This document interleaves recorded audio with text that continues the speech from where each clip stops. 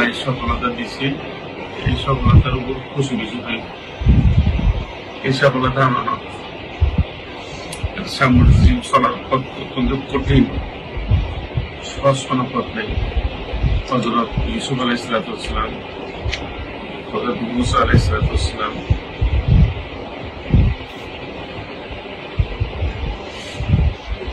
নবীগণের ইতিহাস যদি পড়ো দেখবা একটা সফলতা আসলে আরেকটা কঠিন পরীক্ষা আসবে, একটা সফলতাটা আরেকটা কঠিন পরীক্ষা আসবে। সব পরীক্ষার উত্তীর্ণ হওয়ার জন্য সূরা আসরের শিক্ষাটা মাথায় রাখতে হবে।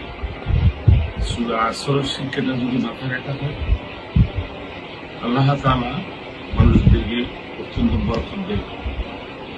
সবচেয়ে যে গুরুত্বপূর্ণ বিষয়, মানুষ যখন দায়িত্বশীল হয়ে যায় তখন ইচ্ছে মতো চলার আল্লাহ তাআলা নিষেধ করেছে। আল্লাহ রাসূল ইচ্ছে মতো কথা বলতেন না, ইচ্ছে মতো চলতেন না, যতক্ষণ না আল্লাহ তাআলা বলার জন্য অধিকার নেই। এটি একটা মানুষের জন্য শিক্ষা। দায়িত্বশীল ইচ্ছা মতো বলতেও পারে, ইচ্ছা মতো করতেও পারে না, ইচ্ছা মতো যেতেও পারে না। এর জন্য হিজরতের সময় আল্লাহর ইচ্ছে হিজরত হয়েছে, এই জন্য আল্লাহ গাড়ি খারাপ বৃত্তি গাড়ি সুরত আল্লাহ মাকড়সা দিয়ে দুশ্মনকে হেফাজ করছে। এই হিজরত যদি ইচ্ছা মতো তাহলে হেফাজ করে। তাহলে বোঝা গেছে কি, মানুষ প্রত্যেকটি কাজের ক্ষেত্রে মানুষকে সতর্কতা এবং বিচক্ষণতা এটা অত্যন্ত অপরিহার্য কর্তব্য। আমি দেখেছি মরহুম শহীদ মাঠে যেতেন, 10 কদমে মসজিদে দেখলে ইমারত সে মাঠে চলে যেত, আমাদের দূর হইতে সে কদম দিত। মানে কোথাও তো অ্যাক্সিডেন্ট দিয়ে দিত না, কারণ সাথ মিলিত না, একদম বিজুলির মধ্যে সে চলে যেত, রাস্তায় কোথাও দাঁড়াইতো না।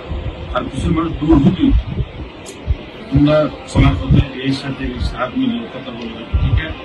সবচেয়ে সবকিছু বিনিময়ে ওই দেশ ওই ওরাই ক্ষতি করতে পারে যারা বেশি মহব্বত শুনতে কাছে গিয়ে কাছের জন্য ক্ষতি করতে পারে, দূরের জন্য ক্ষতি করতে পারে না। তাইলে আমাদের পরামর্শ থাকবে বাবা হিসেবে, আমাদের সকল দায়িত্বশীলদের প্রতি পরামর্শ থাকবে উদারতার সাথে সতর্কতা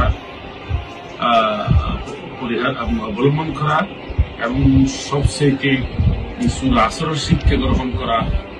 আল্লাহ তাআলার এই বাণীকে যদি আমরা অনুশীলন করি, আল্লাহ তাআলার সামনে পথ চলাকে